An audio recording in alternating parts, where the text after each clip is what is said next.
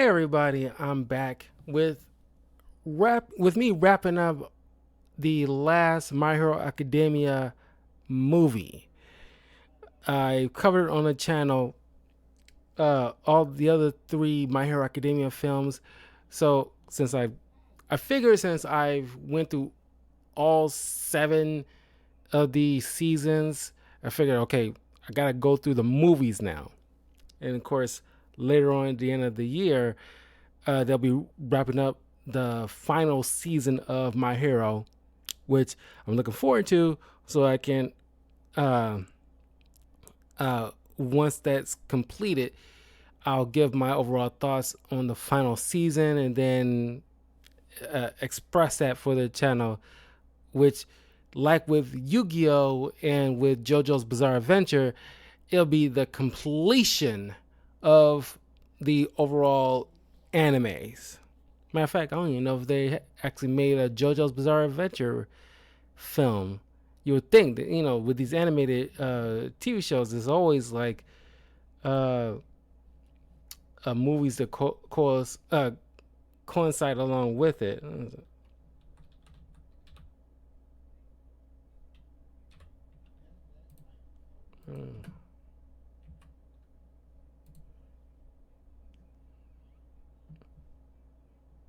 No animated films for JoJo's. That's a shame. Because I covered all like I'm pretty sure I covered all the I definitely covered all the Yu-Gi-Oh films. So anyway, so this one is called Your Next, and this was very interesting. I only just heard about it like a week ago, a little over a week ago. So I had to talk about it since I was planning on covering My Hero Academia films. I figured like, okay, I got to put it on the list. I got to talk about it.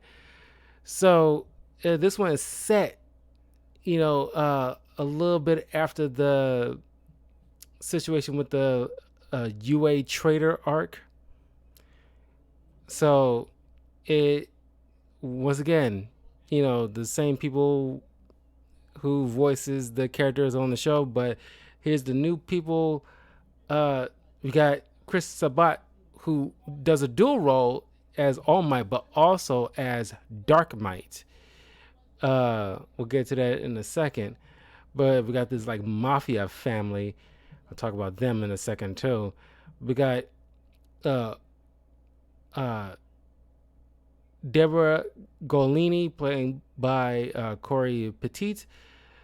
Camille Golini played by Randy Perlman. Ugo Barry Yandel. Paulo Reagan Murdoch. Simon Cody Savoy, and Bruno as Jeff Plunk.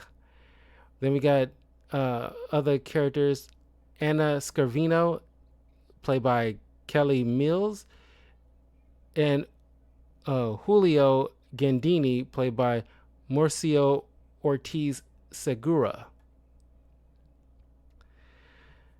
So, while capturing some villain escapees from Tartarus, or not Tartarus, it was like that's like at the end of the film, kind of leading into the All For One breaking people out, blah blah blah, after Shigaraki waking up. But capturing, this is after the Liberation Army kind of situation, capturing some villains, and then one of which had, there's a villain who escaped this crime family, this mafia family, and this kind of reminds me a little bit of JoJo's Bizarre Adventure with forgot the one with Golden Experience, who's kind of like a pseudo offspring of Dio Brando, but it reminds me a little bit of that arc with all the Italian references. But this guy who got like a mouth for a stomach escapes with this young girl, and then here comes this a butler looking guy named Julio, who while Deku's trying to save the uh kidnapped girl, this dude was about to snipe the girl. It was confusing everybody. Why would he like snipe the hostage? Then time starts slowing down around the girl, and here comes this dude who takes the girl onto this floating yacht where he sees all these uh,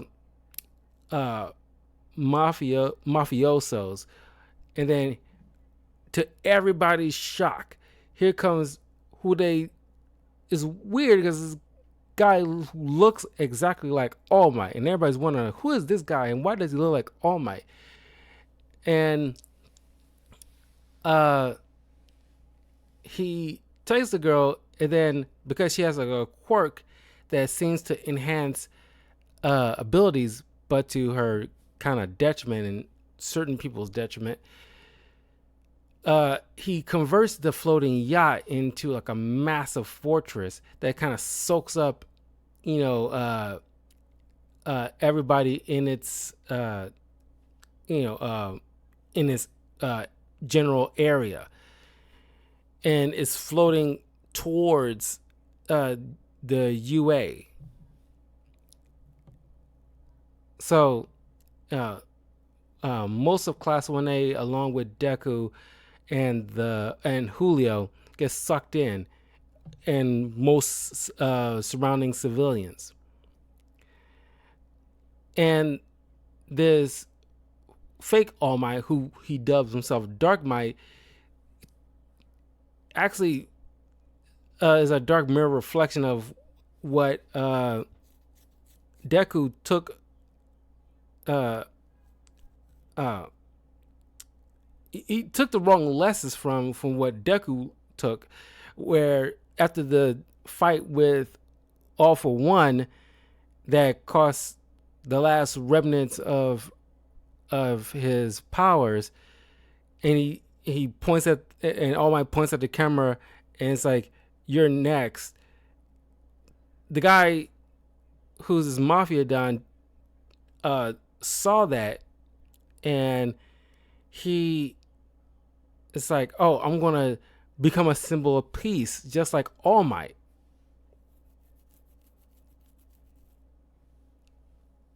Shadow Company, what's up? And so he took that and decided, like, oh, I'll save Japan myself. But he's doing it in a very like in a way, like, you like imagine if like the fate of the world rests on the shoulders of Al Capone. It's kind of like that. And it's like, you're going about, it's like he took inspiration from I don't know.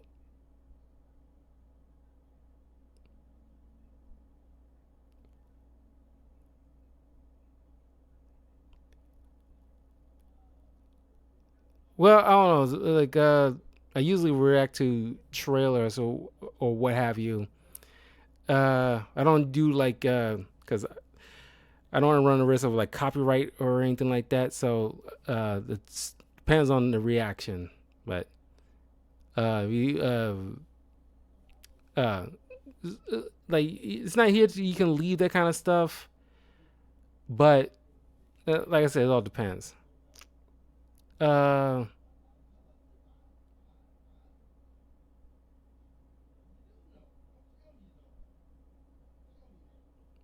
no, I don't do music. No. Uh, oh, if you get coverage like it for music. Well, like I said. Uh, anyway. So he took, like, what the parting words of All Might in his last battle completely the wrong way. So, uh, and this is kind of unique. He has this quirk called alchemy. So this explains why he looks like All Might. He took over the uh, family business from his father. Now he's Mafia Don. uh, watching enough mafia films growing up, I know that shouldn't fly, but whatever. In terms of the rules of mafia crime family stuff, you don't just kill the father and just completely take over uh, without some type of, you know, I won't say red tape, but there's a level of uh, uh, checks and balances that will even feasibly grant you that, seat. But even his father, before he died, explains to him like, you know, you have no idea what it truly means to have power, kind of thing. Like you mistook strength. You conflate strength and power to mean the same thing. Uh, but that's the lesson Dark Might ends up learning, and even like All Might, once he's over the phone with this guy, as explaining like you twist my dream and you warp it into something that is perverse, and I will never like name you a successor for me ever. And of course, he take offense to this because kind of like Superman telling you're wrong, even though you kind of modeled yourself after him. But no, you're perverting what he stands for. So he just found fine. Like, you won't let me be All Might, I'll just be Dark Might. So Class 1A is separated inside his fortress, which is, got fake locations like a forest, a mountain area, a city, etc. And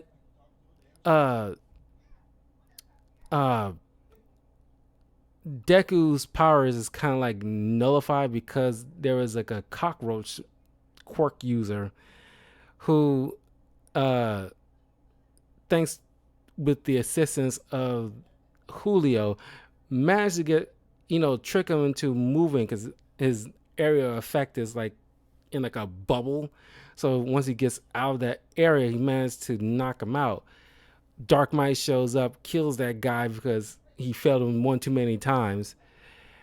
And I gotta say, each of the other, some of the other Class 1A members deal with some of the his mafioso subordinates, and the way they presented themselves early on when the film started, you expected like, I don't know, like something you see in JoJo's Bizarre Adventure or something like that, or like Naruto, where like, oh my god, these dudes, like, you remember like the Sound Ninja 4 in Naruto, how like, each one of them put each of the heroes through a ringer.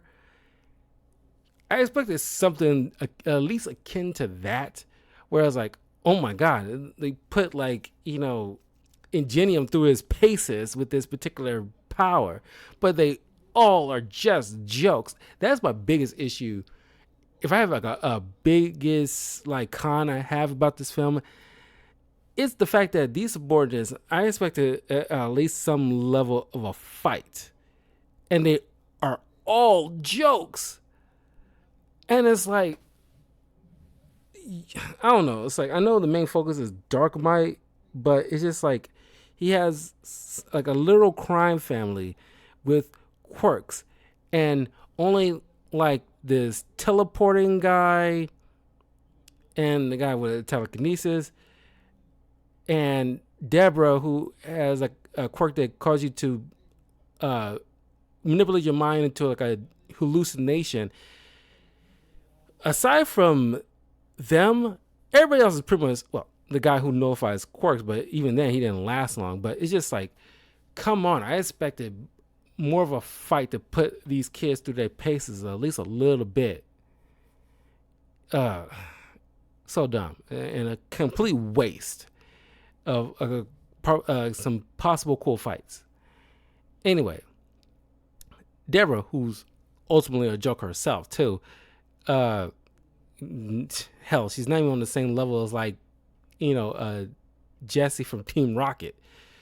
Uh, she uh, uses the mind manipulated girl into getting all these civilians to touch her to find those who are compatible with her quirk, to be like, part of their expanding their crime family or something.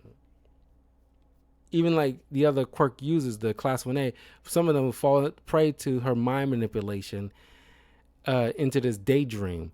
But thanks to even Deku, but thanks to One for All, the vestiges gets him out of the hallucination, and he helps Julio get out of his hallucination because he's got robotic prosthetics, thanks to because he is pretty much the butler to Anna, and he was hired because he has the quirk ability of neutralization. He can neutralize a quirk thanks to his right hand. But now, well, and her powers kind of like has a negative feedback on her. That's why the father hired him in order to be close to her, so that way she can have some semblance of a normal life. But the crime family killed everybody except for Anna and the butler. So Julio, who was wounded in the onslaught, lost his right arm that held that power. It's kind of weird that only your right hand only has, you only use your powers with your right hand. But in any case, before all that happened, Anna made him promise that if her powers ever goes crazy, he will take her out. He made a promise. It's kind of like with Star-Lord and Gamora, where it was like she made him promise, like, you got to take me out because I hold the knowledge that he will need. Take me out, he doesn't get anything. Is very similar, and he's still trying to honor that, and he hurts because he clearly loves the girl. But Deku says, like, we'll figure out a different way.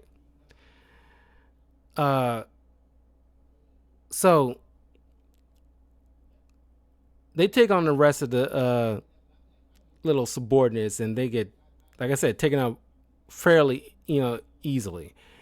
So it ultimately comes down to, once again, Shoto, Deku, and Bakugo taking on Dark Might, who, because he is inspired by him, the way All Might utilizes special moves named after states of the United States, because he is European and Italian specifically, he has moves named after certain areas in Europe, which I thought that was kind of cool.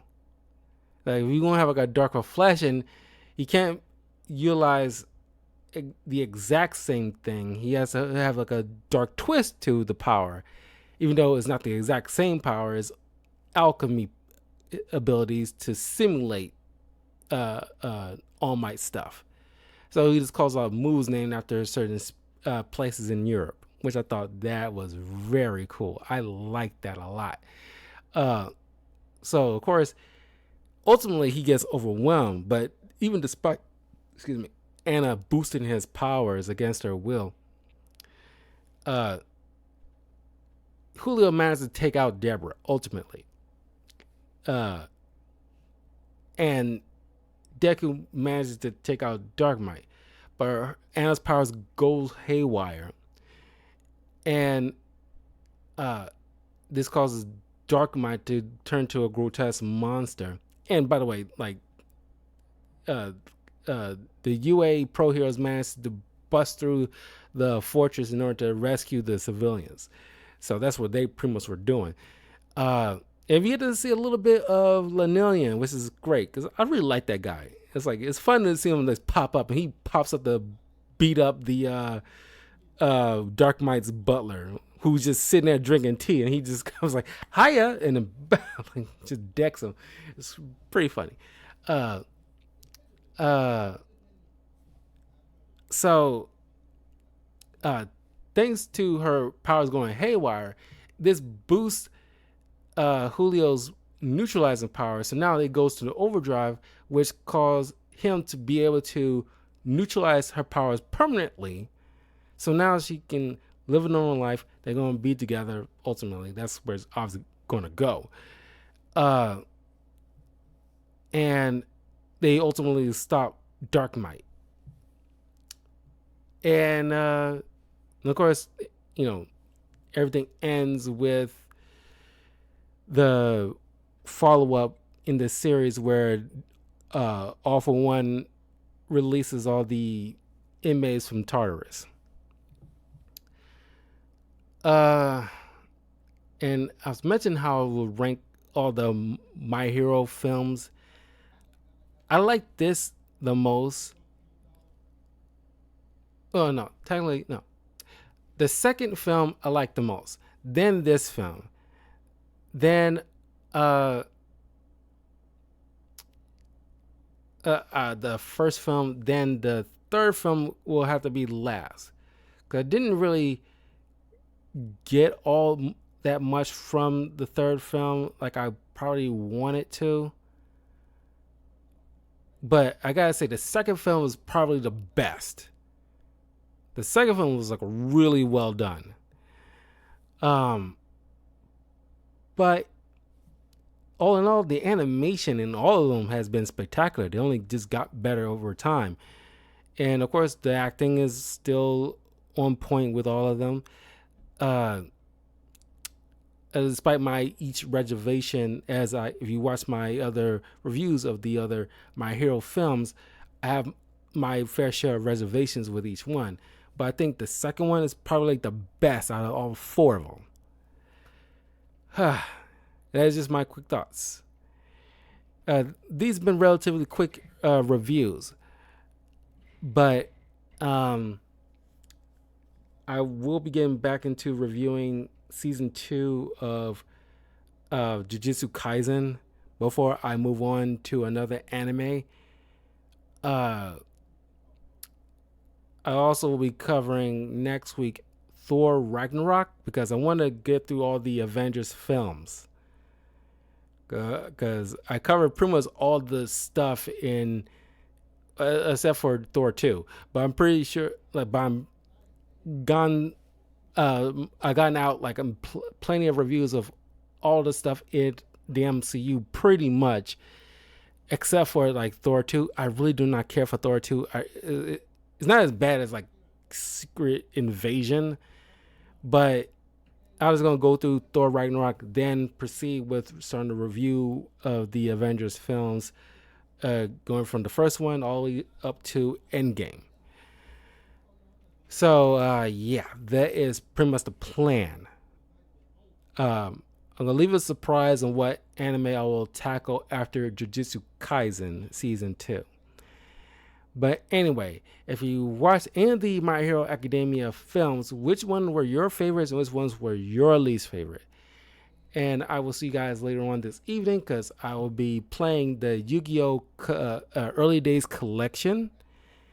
And there's a few of them I really want to replay. And there's some that I'm always been curious about checking out because I never managed to get those before. So stay tuned later on for that. But I will see you guys next time. Otherwise, take care. Have a great weekend. Peace.